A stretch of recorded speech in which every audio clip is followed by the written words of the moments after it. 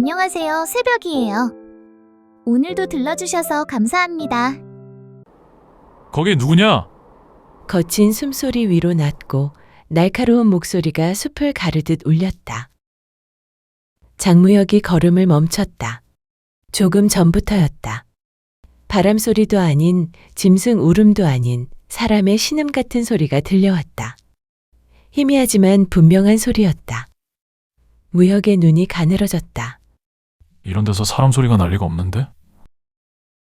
손이 자연스레 허리의 칼자루로 내려갔다. 숲은 깊었고 이 근방은 그들 패거리 말고는 발길이 끊긴 곳이었다. 나와라! 숨어봤자 다 들린다! 대답은 없었다. 대신 다시. 이번엔 더 가까웠다. 무혁이 방향을 잡고 빠르게 덤불을 헤쳤다. 가시가 옷자락을 붙잡았다. 그리고 그 순간 그는 걸음을 멈췄다. 이게 뭐야? 가시덩굴 한가운데 한 여인이 쓰러져 있었다. 연분홍 저고리는 여기저기 찢어져 있었고 다리는 가시덩굴에 얽혀 움직이지 못한 채였다. 피가 군데군데 맺혀 있었다. 여인은 이를 악물고 있었지만 고통을 참지 못한 듯 몸을 떨고 있었다. 무혁이 미간을 찌푸리며 말했다. 이걸 혼자 뚫고 들어왔다고? 그가 한 발 다가가자 여인은 무혁을 보고 놀라 눈을 번쩍 떴다. 무혁은 키가 훤칠하고 어깨가 넓었다. 얼굴에는 수염이 덥수룩하였으나 눈빛이 맑았고 허리에는 칼을 차고 있었다. 가까이 오지 마시오. 눈동자가 흔들렸다. 겁과 고통이 뒤섞인 눈이었다. 무혁이 한숨을 내쉬었다. 가만히 좀 있지? 움직이면 가시에 더 박히오. 괜찮으니 그냥 가던 길 가시오. 목소리는 작았지만 단호했다. 무혁이 피식 웃었다. 지금 이 꼴로 괜찮다는 말이오? 그는 쪼그려 앉아 가시를 살폈다. 다리에만 10군데는 박혔네. 여인의 입술이 하얗게 질렸다. 괜찮습니다. 혼자 갈 수 있... 말이 끝나기도 전에 조금만 움직여도 가시가 더 파고들었다. 으! 결국 짧은 신음이 터져나왔다. 무혁이 고개를 저었다. 거짓말도 적당히 해야지. 눈 좀 감으시오. 네? 지금부터 아플 테니까. 말이 끝나기도 전에 푹 가시 하나가 뽑혔다. 여인의 몸이 떨렸다. 무혁의 손놀림은 거칠어 보였으나 정확했다. 불필요하게 건드리지 않고 박힌 것만 골라 빠르게 뽑아냈다. 금방 끝날 테니 조금만 참으시오. 그만. 그만두면 목숨이 더 위험해질 수도 있는데. 그래도 괜찮고? 여인의 입술이 떨렸다. 가시 하나, 둘, 셋. 피가 맺히고 숨이 흔들리고 시간이 조금씩 흘렀다. 마침내 무혁이 손을 털었다. 됐다. 여인은 이미 기운이 빠져 있었다. 눈도 제대로 뜨지 못했다. 이 상태로는 못 거들 텐데. 그가 몸을 숙였다. 일어날 수 있겠소? 여인이 겨우 고개를 저었다. 무혁이 한숨을 내쉬었다. 이러면 선택이 없지. 업히지요. 그가 등을 돌렸다. 예? 살고 싶으면 업히는 게 좋을 거요. 잠시 침묵이 흐르고 둘의 숨소리만 오갔다. 그리고 아주 천천히 여인의 손이 무혁의 어깨에 얹혔다. 무혁이 몸을 낮췄다. 꽉 잡으시오. 그가 단단히 일어나며 여인을 등에 올렸다. 생각보다 가벼웠다. 이름이 뭐요? 등 뒤에서 희미한 목소리가 들렸다. 수연이라 하옵니다. 무혁이 고개를 끄덕였다. 그래, 수연. 죽을 생각으로 산에 들어온 건지 모르겠지만 오늘은 안 죽을 거요. 그리고 걸음을 옮겼다. 산은 이미 어둑해지고 있었다. 산속 움막에는 이미 불이 피워져 있었다. 해가 기울 무렵이면 사내들은 늘 그 주변에 모여 앉았다. 하루 벌이를 나누고 헛웃음을 섞어가며 시간을 때우는 때였다. 그때 사각, 누군가 올라오는 발소리가 들렸다. 두목이다. 한 사내가 먼저 고개를 들었다. 이 시간에 돌아오실 리가. 말이 끝나기도 전에 무역의 모습을 드러냈다. 그런데 어? 사내들의 눈이 동시에 커졌다. 무역의 등에 여자가 있었다. 두목, 그게 뭡니까? 보면 모르냐? 사람이지. 그건 보입니다만. 서로 눈치를 보던 사내들 사이에서 막내 하나가 조심스럽게 입을 열었다. 두목이 여자를 업고 오신 건 처음 아닙니까? 무역이 힐끗 쳐다봤다. 그래서 아닙니다. 막내는 입을 다물었다.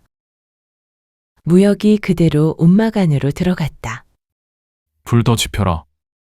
짧은 말이었다. 예, 두목. 물도 데우고 예, 마른 헝겊도 가져와라. 예. 순식간에 움직임이 바빠졌다. 조금 전까지 늘어져 있던 사내들이 언제 그랬냐는 듯 부산해졌다. 무역이 조심스럽게 수연을 내려놓았다. 낡은 깔기 위였다. 수연은 이미 반쯤 정신이 흐려진 상태였다. 숨은 얕고 이마에는 땀이 맺혀 있었다. 무역이 잠시 내려다보았다. 버티긴 했네. 그가 낮게 중얼거렸다. 그때 막내가 물그릇을 들고 허겁지겁 다가왔다. 두목, 여기 물입니다. 무역이 손을 내밀었다. 그가 헝겊을 적셔 수연의 다리를 닦아냈다. 피가 묻어나왔다. 막내가 얼굴을 찌푸렸다. 어쩌다 가시가 이렇게까지. 산속 깊은 데까지 들어왔더군. 예? 미친 거 아닙니까? 여인이 혼자. 무역이 힐끗 쳐다보자 막내가 입을 꾹 다물었다. 무역이 다시 손을 움직였다.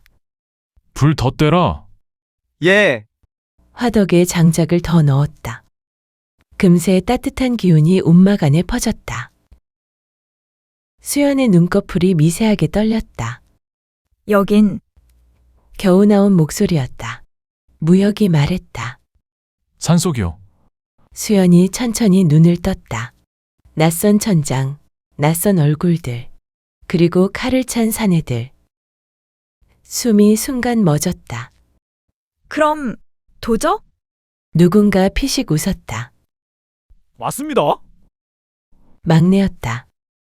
저희는 도적입니다. 제대로 오셨습니다. 옆에 있던 사내가 팔꿈치로 막내를 툭 쳤다. 말을 그따위로 하냐? 아니, 맞지 않습니까? 조용히 좀 해라. 순간 입들이 닫혔다.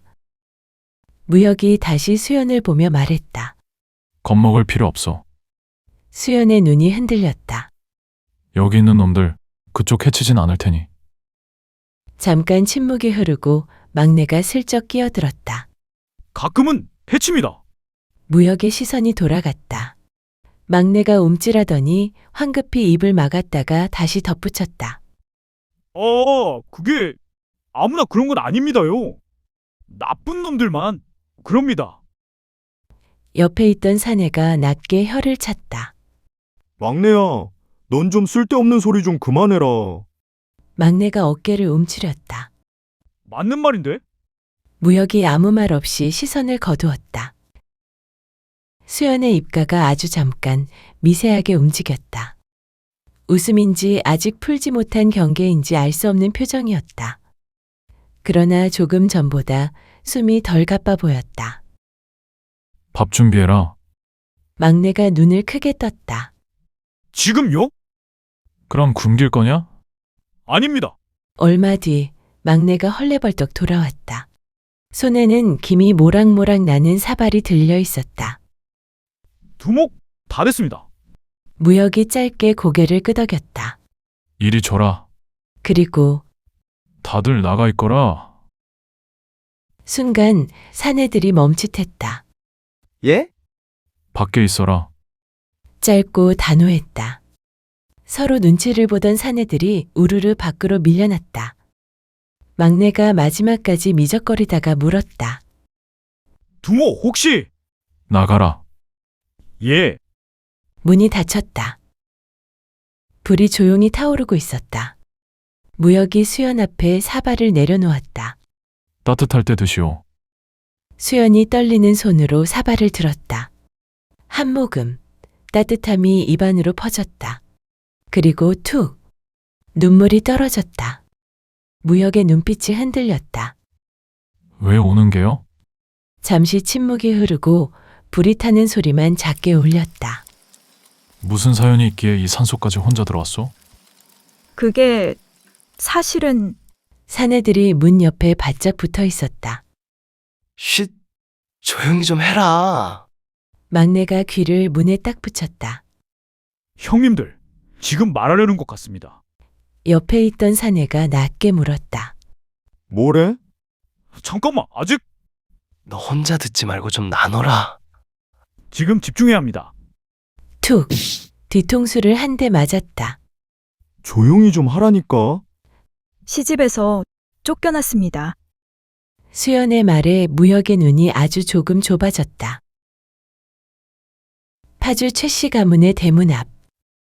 보따리 하나가 덩그러니 놓여 있었다. 낡은 보자기 안에는 옷 2벌, 비녀 하나, 그리고 책 한 권. 3년을 살았던 집에서 나오는 짐치고는 너무도 가벼웠다. 그 여인의 이름은 최수연이었다. 24. 이 집에 시집 온 지 3년째지만 아이가 없었다. 아직도 소식이 없느냐? 시어머니의 목소리는 날카로웠다. 수연은 고개를 숙인 채 서 있었다. 죄송합니다. 죄송하다는 말은 이제 지겹다. 이 집이 어떤 집인 줄 모르고 들어왔느냐? 3대 독자다. 대를 이을 아들이 필요하다. 약도 먹어보고 더 노력을. 그만해라. 딱 끊어버렸다. 그 말도 100번은 들은 것 같다. 그때였다. 대문 밖에서 발소리가 들렸다. 덜컥 문이 열리고 남편이 젊은 여자와 웃으며 서 있었다. 여자의 배는 이미 불러 있었다. 시어머니가 입꼬리를 올리며 턱짓을 했다. 보거라. 저게 이 집안을 살릴 배다. 수연의 입술이 하얗게 질렸다. 그때 남편이 입을 열었다. 어머니 말씀이 맞습니다. 이 집에 더 있어봐야 당신도 괴롭고 우리도 괴롭지 않소. 수연의 고개가 아주 천천히 들렸다. 남편의 눈은 이미 달라져 있었다. 3년입니다. 기다릴 만큼 기다렸소. 이제는 그만 정리하는 게 맞습니다. 조용했지만 단호한 말이었다. 수연의 손이 꽉 쥐어졌다. 저는 입이 떨어지지 않았다. 남편이 덧붙였다. 더 붙잡고 있어도 달라질 건 없잖소. 괜히 서로 더 힘들어질 뿐이에요. 그 말은 칼날처럼 내려앉았다. 시어머니가 입을 열었다. 나가거라. 이 집에 안방이 둘일 수는 없다. 대를 잇지 못한다면 네가 나가는 것이 마땅하지 않겠느냐. 수연은 고개를 숙였다. 눈물이 고였지만 흘리지 않았다. 알겠사옵니다. 그 한마디로 3년이 끝났다. 수연은 보따리를 들고 대문을 나섰다. 시어머니의 목소리가 등 뒤에서 들려왔다. 문 닫아라. 대문이 닫혔다. 그렇게 갈 곳 없는 발걸음이 산으로 향했다. 불이 조용히 타오르고 있었다. 수연의 목소리가 끊기고 움막 안에는 한동안 아무 말도 없었다. 수연이 겨우 먼저 입을 열었다. 그래서 갈 데가 없었습니다. 소리 없이 눈물이 뚝뚝 떨어졌다. 무역의 시선이 잠시 내려갔다. 그래서 산으로 들어왔소? 수연이 고개를 끄덕였다. 예, 죽으려고? 그럴 생각은 아니었습니다. 말은 그렇게 했지만 그 말이 전부가 아니라는 건 누구나 알 수 있었다. 무역이 짧게 숨을 내쉬며 말했다. 여긴 죽으러 오는 데 아니오. 살려고 버티는 놈들이 모인 곳이오. 사내들이 문에 바짝 붙어 있었다. 진짜네. 막내가 속삭였다. 쫓겨났대요. 아이 못 가진다고 부인을 내쫓다니. 참 사람들 하는 짓이 어찌. 막내가 작게 중얼거렸다. 그 집 사람들 나쁜 놈들입니다. 옆에서 누가 툭 쳤다. 근데 그건 우리가 할 말은 아니지 않냐? 우린 그래도 저러진 않습니다. 그때 안쪽에서 무역의 목소리가 다시 들렸다. 여기 있어도 돼요. 사내들 눈이 동시에 커졌다. 수연의 눈이 크게 흔들렸다. 여기요? 갈 데 없으면 여기 있어도 돼요. 하지만 수연의 시선이 주변을 훑었다. 허나 여긴 도적의 소굴 아닙니까? 무역이 담담하게 말했다. 맞소. 그래도 죄 없는 사람을 해치는 짓은 안 하오. 수연의 눈이 미세하게 떨렸다. 무역이 시선을 거두며 말했다. 싫으면 날이 밝으면 떠나시든지. 문 밖. 막내가 입을 틀어막았다. 저 여인을 들으신다고요? 옆에서 또 퍽. 조용히 해라. 민폐인 줄 아오나 잠시만 있겠습니다. 수연의 눈빛이 조금 달라졌다. 혹 조건이 있습니까? 무역의 입가가 아주 미세하게 움직였다. 있어. 밥 좀 지어주시오. 잠시 정적이 흐르고 막내 녀석이 밥을 하는데 보셨겠지만 저 미운 꼴이요. 밖에서 듣고 있던 막내가 벌떡 일어났다. 억울합니다. 저도 열심히 했습니다요. 사내들이 킥 웃었다. 무역이 아무렇지 않게 물었다. 요리는 할 줄 아시오? 그 집에서 3년을 부엌을 맡았습니다. 못할 리는 없지요. 맛은 드셔보면 아실 테고요. 수연의 입가가 아주 조금 올라갔다. 잠시 후 조심스럽게 덧붙였다. 있는 동안 제가 도울 수 있는 일은 돕겠습니다. 작았지만 분명한 말이었다. 무역이 짧게 고개를 끄덕였다. 그럼 부탁하오. 수연이 그들과 함께 지낸 지 한 달이 지났다. 처음엔 낯설고 두려웠지만 사람 사는 곳은 어디나 비슷했다. 아침이면 밥을 짓고 저녁이면 불을 피웠다. 어느새 사내들은 그녀를 이렇게 불렀다. 누님, 처음 들었을 때 수연은 당황한 듯 손을 내저었다. 그런 호칭은 말을 잇지 못했다. 그러나 사내들은 아랑곳하지 않았다. 누님 물 좀 더 주시오. 누님, 이건 어디다 두면 됩니까? 수연은 몇 번이나 손사래를 쳤지만 이미 늦은 뒤였다. 장무혁은 낮에는 산 아래를 살폈고 밤이면 책을 읽었다. 도적 두목이 책을 읽는 모습은 어딘가 어울리지 않았다. 어느 날 수연이 슬쩍 물었다. 글을 아시는 분이군요. 좀 배웠소. 수연이 조용히 웃었다. 좀 이 아닌 것 같습니다만 잠시 침묵이 흘렀다. 아버지가 선비셨소. 나도 과거를 준비했었소. 수연의 눈이 조용히 커졌다. 그런데 어찌하여 무역의 시선이 잠깐 멀어졌다. 아버지가 영모에 연루됐다는 누명을 쓰셨소. 사실이 아니었지만 증명할 길이 없었소. 수연이 숨을 삼켰다. 억울하게 옥에서 돌아가셨소. 잠시 아무도 말을 하지 않았다. 무역이 다시 입을 열었다. 그날 이후로 책이 손에 안 잡히더군. 과거를 봐서 어디다 쓰겠나 싶었소. 수연이 조용히 물었다. 그래서 도적이 되셨습니까? 무역이 고개를 끄덕였다. 그래서 도적이 되었소. 다만 아무나 털진 않소. 눈빛이 달라졌다. 부패한 아전, 탐관오리, 백성 등골 빼먹는 자들만 상대하오. 수연이 가만히 듣고 있었다. 그리고 그걸 굽는 사람들한테 돌려줘. 수연이 작게 물었다. 사람들은 뭐라 부릅니까? 도적이라 하지. 산적이라고도 하고. 수연이 웃음을 참지 못했다. 이름이 참 단출하네요. 무역이 어깨를 으쓱했다. 이름이야. 남들이 붙이는 것이니. 2달째 되던 날이었다. 무역이 사내들을 불러 모았다. 파주고 올 아전 박치원. 이자가 또 세금을 2배로 걷었다. 사내들 표정이 굳었다. 나라에 낼 것의 갑절을 자기 주머니에 넣고 있다. 마을에 굶는 어르신이 여럿이고 곡식을 가져다 드려야겠다. 막내가 손을 들었다. 두목! 그놈 창고에 호위새 붙었습니다요. 그래서 무혁이 담담하게 말했다. 우리가 셋이 넘지 않느냐? 그래도 병서에 이런 말이 있지? 적을 알고 나를 알면 100번 싸워도 위태롭지 않다.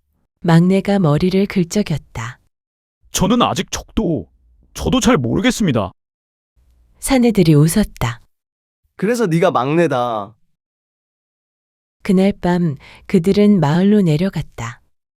그리고 돌아왔을 때 마대자루 셋이 놓여 있었다. 그리고 하나 더. 무역의 얼굴. 코옆이 퉁퉁 부어 있었다. 다치셨습니까?